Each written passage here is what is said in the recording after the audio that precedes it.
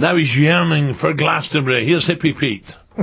Good morning to you both. Well, on the front pages this morning, it's all about tax once again, after events in the House of Commons yesterday when David Cameron actually did very well in sort of defending himself and his government's record.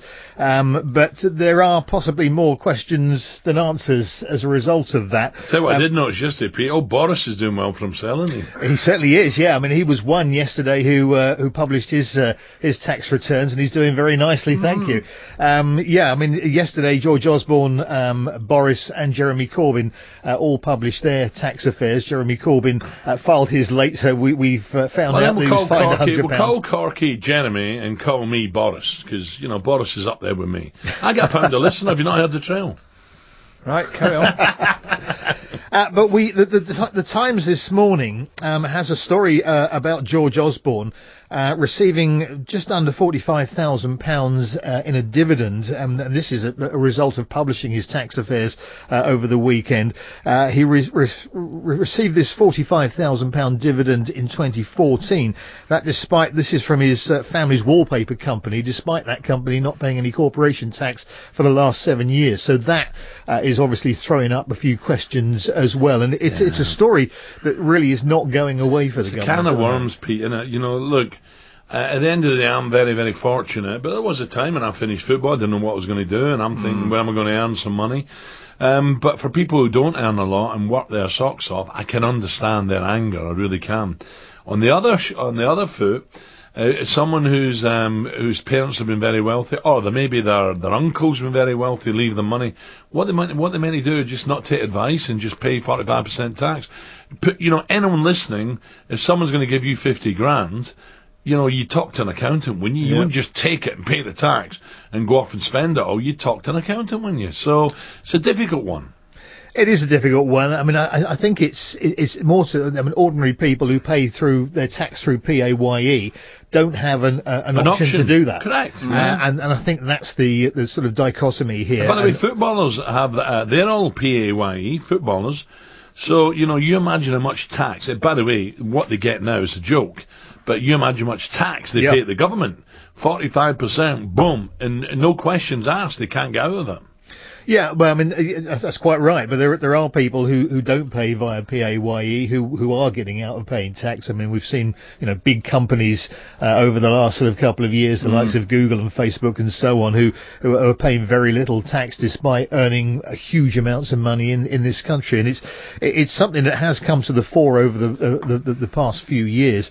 And certainly, I think a lot of people see it as very unfair. I mean, we have the tax system in this country, I think, is the second most complicated in the world, and that's something that probably needs to be simplified, just so people can understand tax a bit better than they do at the moment. What were the guys that look? This is my last question. What were the guys who suddenly turned a company in from a turnover of £1 million to £1 billion, and the company's now worth, you know, several hundreds of millions or billions?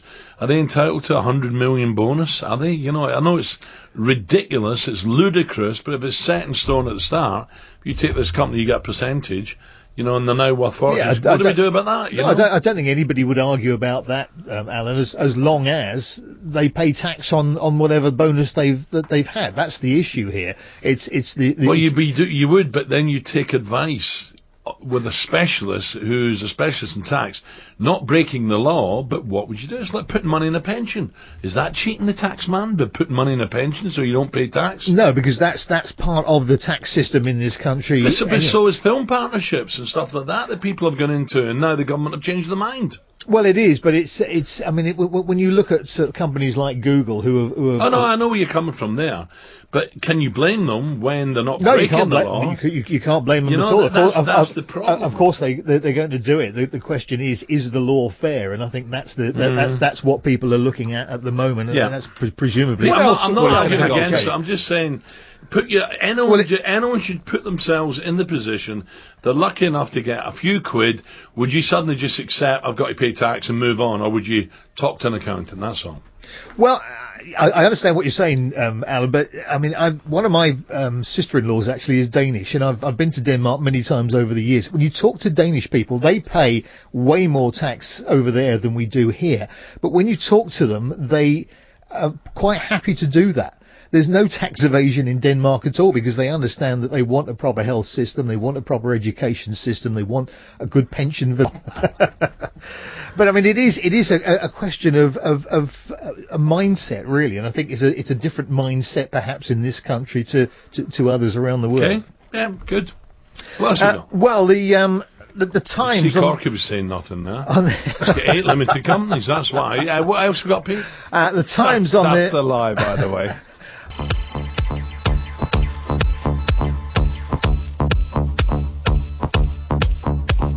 Danny Willett, the new Masters champion, apparently cost Sir Alex Ferguson £8,000 by winning the green jacket. Ah, did he? In fact, well, no, he didn't cost me. I was delighted when he won. I spoke to his brother yesterday. He was great as well. So well done. Great story. Great story. Great shot well on the done, 18th. Sheffield. Great shot on the 18th, by the way. I didn't see it. I was a kip, dreaming how I was going to spend my winnings from Spieth. Yes. 6:50, 10 to 7.